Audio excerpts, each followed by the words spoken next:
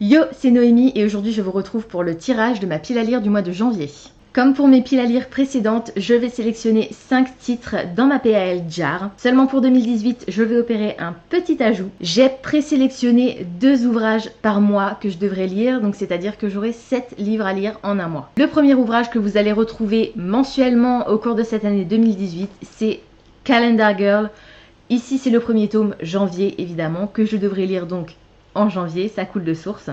Et donc tous les mois, vous aurez, si ça me plaît, si ça me plaît pas, je vais pas me forcer à lire chaque mois, mais si le premier tome me plaît et que la série continue à me plaire par la suite, je vais essayer de lire chaque mois le mois auquel il correspond. Donc les 5 livres que je vais tirer de ma PAL Jar plus le tome de Calendar Girl correspondant au mois en cours, ça fait 6 ouvrages. Et pour le 7e ouvrage, je vais essayer de ne pas trop vous en dévoiler. Si vous voulez en savoir un peu plus, je vous mettrai le lien vers lequel vous pourrez aller en barre d'infos. J'ai fait un petit tour sur Booktube hier soir et j'ai découvert le New Year Book Challenge lancé par Ninon de la chaîne Les Carnets d'Opaline. Je trouve que le concept est génial.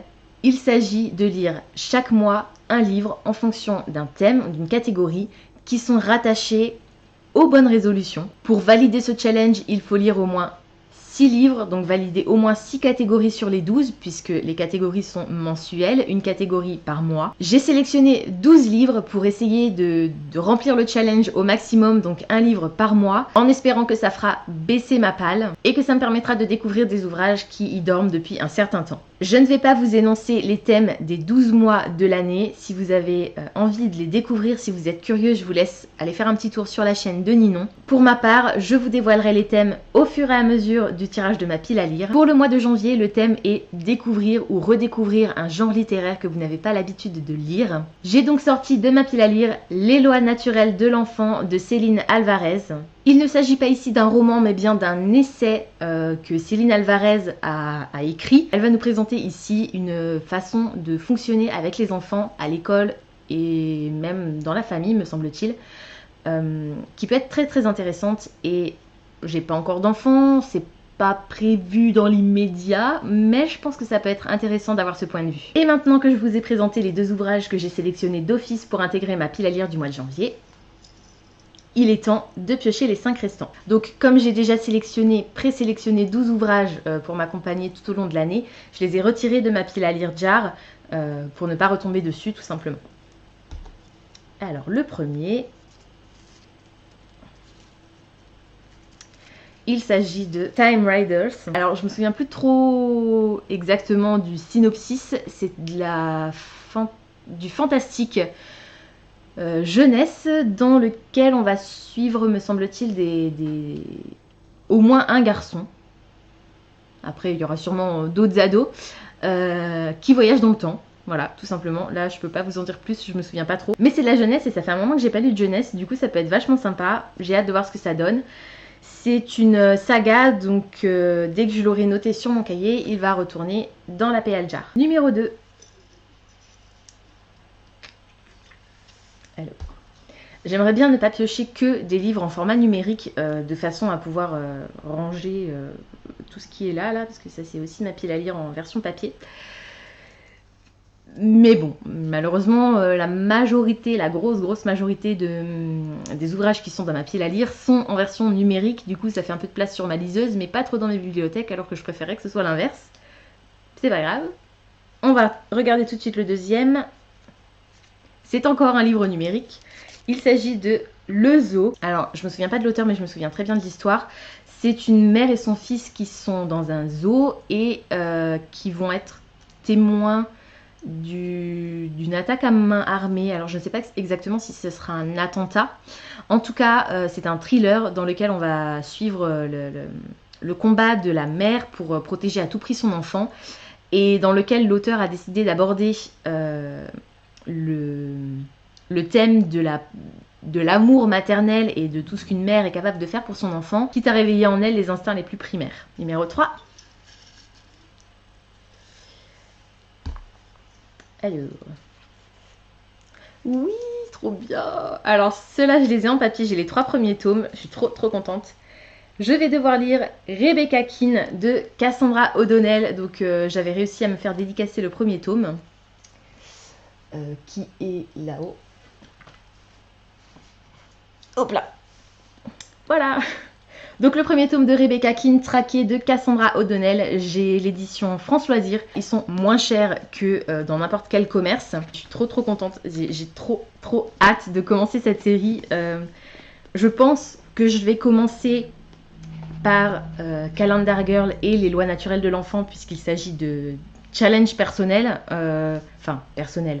Calendar Girl est un challenge personnel et les lois naturelles de l'enfant rentrent dans le New Year Book Challenge de Ninon.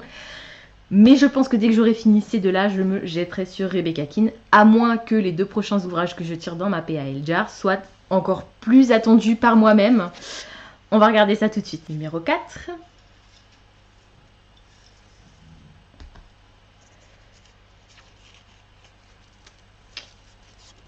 Hamlet de Shakespeare, donc un classique. Shakespeare, c'est mon dramaturge préféré. Voilà. Mais je pense que ça tient seulement au fait que ce soit Shakespeare, parce que finalement, j'ai pas lu grand-chose de lui, même si j'ai presque tous ses ouvrages en version numérique dans ma pile à lire. Là, je crois qu'Hamlet, je l'ai en version papier.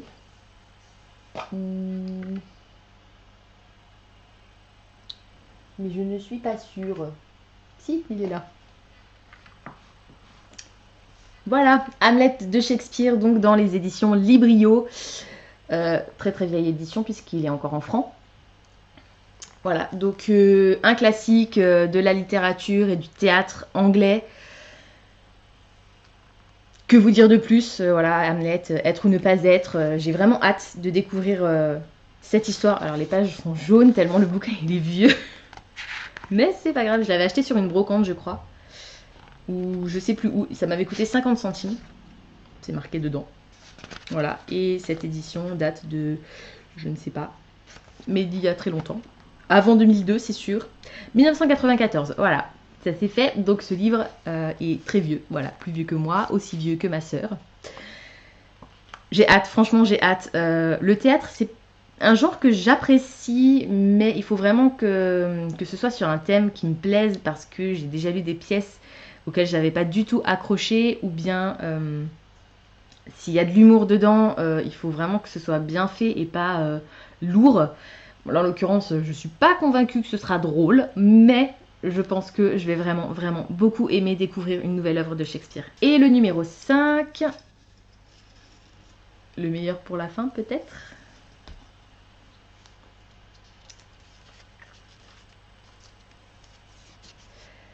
La vie du bon côté, donc ça c'est un ouvrage qui a rejoint ma pile à lire récemment. Je ne me souviens plus de l'auteur, mais je me souviens à peu près de l'histoire. On va découvrir un grand-père qui a décidé d'en finir avec la vie et qui veut bénéficier de l'euthanasie en fait, qui veut se faire euthanasier. Et on va suivre en parallèle son petit-fils qui lui... je me souviens plus trop, mais en gros, la relation entre le petit-fils et le grand-père va les faire un peu relativiser la vie et ils vont réapprendre à se connaître. Je pense que c'est une histoire, alors soit ce sera une histoire feel good et voilà, ça va être l'éclate, soit on va pleurer toutes les larmes de notre corps à la fin.